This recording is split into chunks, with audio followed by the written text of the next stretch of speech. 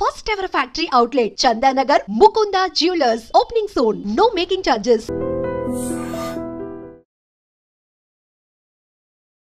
Hi hello నమస్తే welcome back to Iron Media. ఈరోజు మనతో ఉన్నారు మన ఫేవరెట్ ఫైనాన్షియల్ అడ్వైజర్ అయిన రమేష్ పసుపులేటి గారు. ముఖ్యంగా ఈరోజు ఎపిసోడ్లో క్రిప్టో కరెన్సీ, అందులో కూడా ఎలాంటి కరెన్సీస్ ఎలాంటి కాయిన్స్ ఇప్పుడు బూస్ట్ అవ్వబోతున్నాయి, అలాగే రీసెంట్ అప్డేట్ పై కాయిన్ అనేది ఒకటి ఐపీఓకి రానుందని కొంచెం ఇన్ఫర్మేషన్ వచ్చింది. ఇలాంటి విషయాలన్నింటిపై అప్డేట్ తీసుకుందాం. నమస్కారం సార్. నమస్తే అండి సార్, క్రిప్టో కరెన్సీ కొన్ని దేశాల్లో దీన్ని కొన్ని సంస్థలు యాక్సెప్ట్ చేస్తూ ఉన్నాయి. టెస్లా లాంటి సంస్థ అయి ఉండొచ్చు, అండ్ ఈవెన్ ఇవి ఇండియాలోకి రాబోతున్నాయి. ముఖ్య ఇండియాలో చూసుకున్న అప్డేట్స్ అయితే జియో కాయిన్ రాబోతుందని ఒక అప్డేట్, పై కాయిన్ ఐపీఓకి రాబోతుందని మరొక అప్డేట్, కొన్ని కాయిన్స్ని గవర్నమెంట్ అలౌ చేయబోతుందని మరొక అప్డేట్ వస్తుంది. అసలు ఈ క్రిప్టో కరెన్సీ ఇండస్ట్రీలో ఏం జరగబోతుందంట? డెఫినెట్గా అంటే మేబీ యూఎస్లో కొన్ని కాయిన్స్ రావచ్చు అంటున్నారు. మేబీ మనకు తెలిసినట్టుగానే బిట్ కాయిన్ రావచ్చు అంటున్నారు అఫీషియల్గా. ఎందుకంటే బిట్ కాయిన్ కొంచెం గవర్నమెంట్ హోల్డింగ్, అంటే ట్రంప్ దగ్గర కొన్ని ఉన్నాయి అంటున్నారు, అలాగే ఎలాన్ మస్క్ దగ్గర కొన్ని ఉన్నాయి అంటున్నారు. కాబట్టి మేబీ పెద్ద పెద్ద కాయిన్స్కి అఫీషియల్గా రావచ్చు. కానీ సో ఇంకో చిన్న చిన్న కాయిన్స్ ఉన్నాయి, అంటే వీటిని మేమ్ కాయిన్స్ అని, గేమింగ్ కాయిన్స్ అని ఇలాంటివి ఉన్నాయి. సో వీటికి కొద్దిగా టైం పెట్టే అవకాశం ఉంది. నార్మల్గా ఏం జరుగుతుందంటే ఈ గేమింగ్ కాయిన్ ఓన్లీ గేమింగ్ సైట్స్లోనే యాక్సెప్ట్ చేస్తారు. సో నార్మల్ ట్రాన్సాక్షన్ కుదరవు. సో అలాగే మేమ్ కాయిన్స్ ఉంటాయి, జోక్స్, ఏమైనా జోక్స్ సంబంధించినవి మనం బై చేయాలన్నా కానీ సో వాటి కోసమే వాడతారు. ఈ బిట్ కాయిన్ ఇవి ట్రాన్సాక్షన్కి వాడతారు. బిట్ కాయిన్ కానీ లేకపోతే ఎథీరియం కానీ, సో ఇవన్నీ బ్యాంకింగ్ కూడా వాడతారు. సో అంటే డైరెక్ట్గా బ్యాంకింగ్ లాగే ట్రాన్స్ఫర్ చేసుకోవచ్చు. అసలు ఈ బిట్ కాయిన్ ఎందుకు వచ్చిందంటే నార్మల్గా అప్పుడు స్టార్టింగ్ అప్పుడు 1996 ఆ టైంలో మనం ఏదైతే మనీ ట్రాన్స్ఫర్ చేసుకోవాలంటే సో అప్పుడు హ్యూజ్ బ్యాంకింగ్ ఛార్జెస్ ఉండేవి. ఒక ట్రాన్సాక్షన్ చేయాలంటే కంపల్సరీగా మధ్యలో ఎక్స్చేంజ్ ఉండాలి. ఎక్స్చేంజ్ లేకుండా ట్రాన్స్ఫర్ చేయలేము. ఎక్స్చేంజ్ సపోజ్ ఇప్పుడు ఎక్స్చేంజ్లు ఏమున్నాయంటే మనకి బ్యాంకింగ్ ఉంది, లేకపోతే యూపీఐ సిస్టమ్ ఉంది. సో ఇలాంటివి ఉంటాయి, వీటికి ఛార్జెస్ ఉంటాయి. ఇంకొకటి ఏంటంటే మనం ఏం ట్రాన్సాక్షన్ చేస్తున్నామో బ్యాంకుకి తెలుసు, అలాగే యూపీఐ వాళ్ళకి తెలుస్తుంది. సో అప్పుడు వాళ్ళు ఏమనుకున్నారంటే ఒక ట్రాన్సాక్షన్ చేసేటప్పుడు ఛార్జెస్ ఏం పడకూడదు, అలాగే ఆ ట్రాన్సాక్షన్ సీక్రెట్గా ఉండాలి. సో ఎవరికి కనిపించకూడదని చెప్పేసి దాన్నే సిస్టమ్ తీసుకొచ్చారు, block chain system. So block chains అంటే సో వాళ్ళు చేసే ట్రాన్సాక్షన్ సీక్రెట్గా ఉండాలి. సీక్రెట్గా ఉండాలంటే ఏం చేశారంటే సో వీళ్ళు డబ్బులు పంపించారు, అవతల వాళ్ళకి చేరాలి.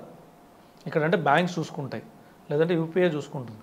కానీ అక్కడ సీక్రెట్గా వెళ్ళాలంటే అది వేరే వాళ్ళకి చేరాలంటే కొన్ని బ్లాక్స్ క్రియేట్ చేశారు. వీటిని మెమోరీస్ అనేసి, అంటే ఒక్కొక్క ప్రాబ్లమ్స్ క్రియేట్ చేశారు. కొన్ని ప్రాబ్లమ్స్ సొల్యూషన్ చేసినప్పుడు ఒక బ్లాక్ క్రియేట్ అవుతుంది. సో ఒక లింక్ ఉండాలి మధ్యలో మనీ టు మనీ ట్రాన్స్ఫర్ చేయడానికి. సో ఒక బ్లాక్ క్రియేట్ అయినప్పుడు మళ్ళీ దానికి ఇంకో లింక్ చేయాలి, ఇంకొక బ్లాక్ క్రియేట్ చేయాలి, దానికి ఒక ప్రాబ్లం క్రియేట్ చేశారు. అది చాలా డిఫికల్ట్ ప్రాబ్లం ఉంటుంది. అది కూడా ఏంటంటే ఎక్కువ మంది మైనింగ్ చేసేవాళ్ళు ఉంటే ఎక్కువ డిఫికల్ట్గా పెడతారు ప్రాబ్లం. అదే తక్కువ మంది మైనింగ్ చేసేవాళ్ళు ఉంటే చాలా సింపుల్గా ఉంటుంది. ఇలాగా ఎవరైతే క్లియర్ చేస్తారో ఆ ప్రాబ్లం ఏదైతే ఇచ్చారో ఆ ప్రాబ్లం క్లియర్ చేసిన వాళ్ళకి కొన్ని కాయిన్స్ ఇస్తారు, బిట్ కాయిన్స్ ఇస్తారు. దానికోసమని ఇంతకుముందు ఒక్కొక్కళ్ళకి 30 కాయిన్స్, ఫస్ట్లో 50 కాయిన్స్, 70 కాయిన్స్, తర్వాత తగ్గించుకుని 30, తర్వాత 15, ఇప్పుడు 7.5, ఇప్పుడు ఇంకా తగ్గి 3.75 కాయిన్స్ ఇస్తున్నారు. అంటే ఇప్పుడు ఒక బిట్ కాయిన్కి ఒక బ్లాక్ క్రియేట్ చేస్తే, బ్లాక్ చేంజ్ చేసేవాళ్ళు ఉన్నారు, చాలామంది మైనింగ్లో ఉన్నారు. సో వాళ్ళు ఏంటంటే పెద్ద పెద్ద ఇన్స్ట్రుమెంట్స్ క్రియేట్ చేసుకొని సో వాటి ద్వారా ఏం చేస్తున్నారంటే మైనింగ్ చేస్తున్నారు. వాళ్ళకి అదే ఆదాయం, అంటే వాళ్ళకి అదే బిజినెస్. సో అది పెద్ద పెద్ద సంస్థలు, పెద్ద పెద్ద కంపెనీలు పెట్టుకొని మైనింగ్ చేస్తున్నారు. అలాంటి కంపెనీలు యూఎస్లో ఉన్నాయి. సో మన ఇండియాలో కూడా కొన్ని ఉండొచ్చు తెలియకుండా, మేబీ యూఎస్లో అయితే పెద్ద పెద్ద కంపెనీలు ఉన్నాయి. వీళ్ళ ఈ ప్రాబ్లం క్లియర్ చేస్తే వీళ్ళకి కొన్ని బిట్ కాయిన్స్ వస్తాయి. అలాగా సో బిట్ కాయిన్ బాగా పాపులర్ అయింది. సో ఆల్రెడీ మనీ ట్రాన్స్ఫర్స్ అయినాయి. ఒకనొక టైంలో ఏంటంటే యూఎస్ బ్లాక్ మార్కెట్ ఏదైతే ఉందో, అంటే మాఫియాకి వీళ్ళకి యూజ్ చేశారని, ఎందుకంటే ట్రాన్సాక్షన్ తెలియదు కాబట్టి సో వీటికి యూజ్ చేశారని చెప్పేసి టాక్స్ వచ్చినాయి. సో ఇవి బిట్ కాయిన్ బాగా జరగడం చూసి నెక్స్ట్ ఎథీరియం కాయిన్ వచ్చింది. దాని తర్వాత దానికి సంబంధించిన ఇప్పుడు 4000 కాయిన్స్ మార్కెట్లోకి వచ్చేసినాయి. సో ఇవి కాకుండా మళ్ళీ జోక్స్ కాయిన్స్, మేమ్ కాయిన్స్ అని, గేమింగ్ ఆడుకోవడం గేమింగ్ కాయిన్స్ అని ఇలాంటివన్నీ ప్రవేశపెట్టి వాటికి కూడా చిన్న చిన్న బ్లాక్స్ క్రియేట్ చేశారు. సరే ఇదంతా బాగానే ఉంది. సో దీని తర్వాత ఏం చేశారంటే స్టాన్ఫోర్డ్ స్టూడెంట్స్ ఉన్నారు. స్టాన్ఫోర్డ్ అంటే వరల్డ్లోనే top education academy, US Stanford academy. So Oxford కన్నా స్టాన్ఫోర్డ్ ఇలాంటి పెద్ద పెద్ద అకాడమీస్ ఉన్నాయి. అంటే మనకి ఇండియాలో ఐఎస్బి, ఐఏఎం ఇలాంటి ఎలా ఉంటాయో అక్కడ నెంబర్ 1 స్టాన్ఫోర్డ్ ఉంది. స్టాన్ఫోర్డ్ స్టూడెంట్స్ ఎవరైతే ఉన్నారో పిహెచ్డి స్టూడెంట్స్ వాళ్ళు కూడా డాక్టరేట్ స్టూడెంట్స్ ఎవరైతే ఉన్నారో వాళ్ళు ఒకటి కనిపెట్టారు. దాని పేరు పైకాయిన్. పైకాయిన్ ఏంటంటే వరల్డ్ లార్జెస్ట్ నెట్వర్క్ ఇది. ఓకే. వాళ్ళు ఏం చేశారంటే ఒక యూనిక్యూ, అంటే అందరూ ఎవరైతే ఒకే ఆలోచనలో ఉంటారో సో వాళ్ళందరూ కేవైసీలు తీసుకొని ఒక కాయిన్ ప్రవేశపెట్టారు. దీన్ని యూనిక్యూ కాయిన్ అన్నారు. ఇది యూనిక్యూ సిస్టమ్ ద్వారా పనిచేసింది. దీని పేరు వచ్చేసి పైకాయిన్. సో దీనివల్ల ఏమవుతారంటే మైనింగ్ చేస్తుంది ఎవరంటే ఒకే మైండెడ్ కలిగిన వాళ్ళు మైనింగ్ చేస్తున్నారు. సో వాళ్ళందరూ ఏం చేస్తారంటే డైలీ ఆన్ చేస్తారు, ఒకసారి 24 అవర్స్కి ఒకసారి ఆన్ చేస్తారు. ఆన్ అయినప్పుడు ఒక యాడ్ వస్తుంది, యాడ్ చూస్తారు. సో యాడ్ చూసినప్పుడు కొద్దిగా ఇన్కమ్ క్రియేట్ అవుతుంది. సో అట్లాగా ఇప్పుడు ఏంటంటే వాళ్ళు పెద్ద నెట్వర్క్ అయిపోయారు. 40 మిలియన్ కేవైసీలు అయినాయి. వాళ్ళు ఏమనుకున్నారంటే స్టార్టింగ్లో ఏదైతే బిట్ కాయిన్ వచ్చినప్పుడు 21 మిలియన్ కన్నా ఎక్కువ చేయకూడదు అని అనుకున్నారు. కానీ తర్వాత ఏం చేశారు, మన పైకాయిన్ వచ్చినప్పుడు కూడా 10 మిలియన్ కేవైసీలు వస్తే చాలు లాంచ్ చేద్దాం అనుకున్నారు. అవును. సో తర్వాత డిమాండ్ పెరిగింది. 10 మిలియనే కదా డిమాండ్ పెరిగి ఆల్మోస్ట్ $50 పోయింది ఒక పైకాయిన్. అన్అఫిషియల్ మార్కెట్లో ఏదైతే ఉందో అది $50 పోయింది. తర్వాత ఏమైంది, 40 మిలియన్ అయినాయి. వాళ్ళకు లాంచ్ చేసే టైంకి 40 మిలియన్ కేవైసీలు అయిపోయినాయి. ఇప్పుడు ఒకరొకరు రెఫర్ చేసి 40 మిలియన్ అంటే మ్యాక్సిమం పీపుల్ ఎక్కడ ఉంటారని మన ఇండియాలోనే ఉంటారు.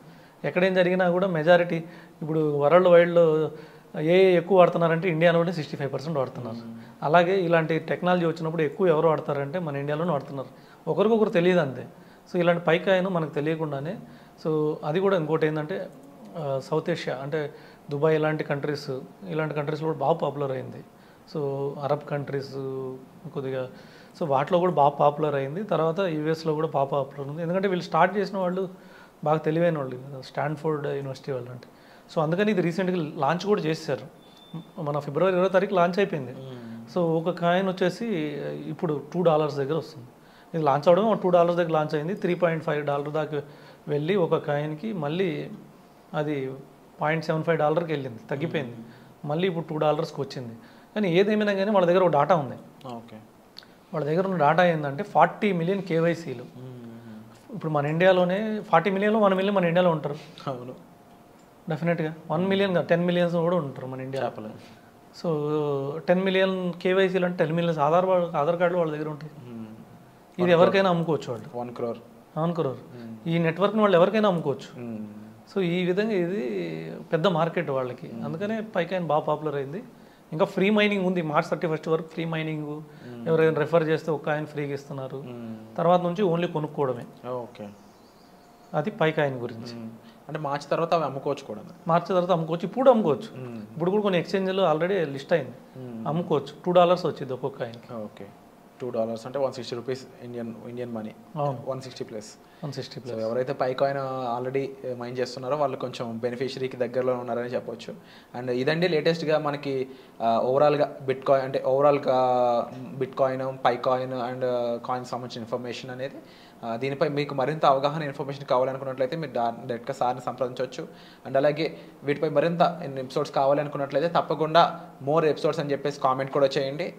దాని పట్ల మాకు తెలుస్తుంది ఇంకా వీటిపై మరిన్ని ఎపిసోడ్స్ చూడడానికి ఎక్కువ మంది ఇంట్రెస్టెడ్గా ఉన్నారని చెప్పేసి. సో వచ్చే ఎపిసోడ్లో మళ్ళీ కలుద్దాం. Thank you so much for the information sir. Thank you.